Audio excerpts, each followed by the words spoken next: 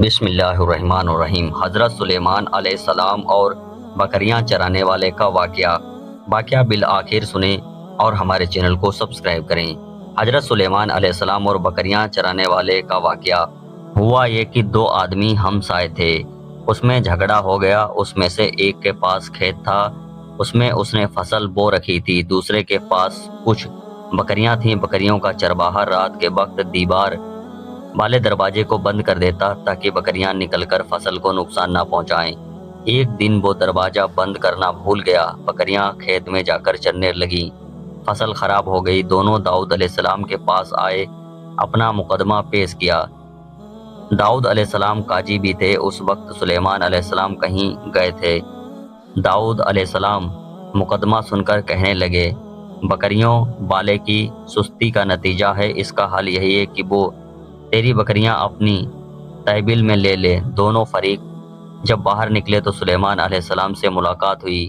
انہوں نے تفسیر سن کر فرمایا، یہ ساتھ آؤ۔ انہیں داؤد علیہ السلام کے پاس لے گئے اور بولے، ہم اس مقدمے کو اس سے بہتر فیصلہ یہ ہے کہ یہ بکریاں زمین والے کو دے دیں اور زمین بکریاں والوں کو۔ جب بکریاں والا زمین کو پہلی فصل میں اگا دے گا تو آپ دونوں کی چیزیں انہیں لوٹا دے گا۔ اس دوران کھیت کا مالک بکریوں کے دودھ سے فائدہ حاصل کرتا رہے گا اور یہ فیصلہ زیادہ بہتر ہے۔ اس سے بکریوں والا اپنی بکریوں سے بالکل محروم نہ ہوا اور کھیت والے کا نقصان پورا ہو گیا۔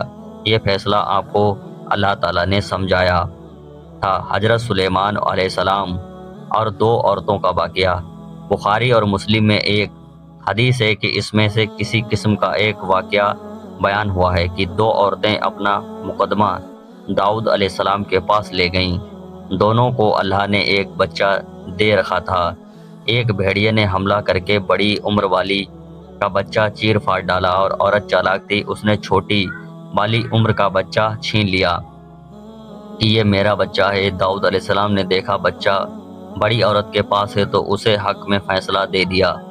سلیمان علیہ السلام نے داؤد علیہ السلام سے اجازت چاہتے ہوئے کہا، کیا میں اس مقدمے کا فیصلہ کر سکتا ہوں؟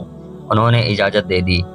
سلیمان علیہ السلام نے عورت سے کہا، بچہ مجھے دے دو۔ بچہ ہاتھ میں لے کر انہوں نے تلوار نکالی اور دونوں عورتوں سے فرمایا، اس بچے کے دو ٹکڑے کر کے تم دونوں میں برابر برابر تقسیم کرنے لگا ہوں۔ یہ سن کر بڑی عورت بولی، ٹھیک ہے، جبکہ چھوٹی عورت ممتا کی وجہ سے چلا اٹھی کہ آپ اسے زندہ رہنے دیں اور اسے ہی دے دیں۔ یہ سنتے ہی سلیمان علیہ السلام بول اٹھے، تو ہی اس کی ماں ہے۔ جس سے اپنے بچے کو ٹکڑے دیکھنا برداشت نہ ہو سکا، پھر بچہ اسے دے دیا گیا۔ ایسے ہی سچے قصے سننے کے لیے ہمارے چینل کو سبسکرائب کریں۔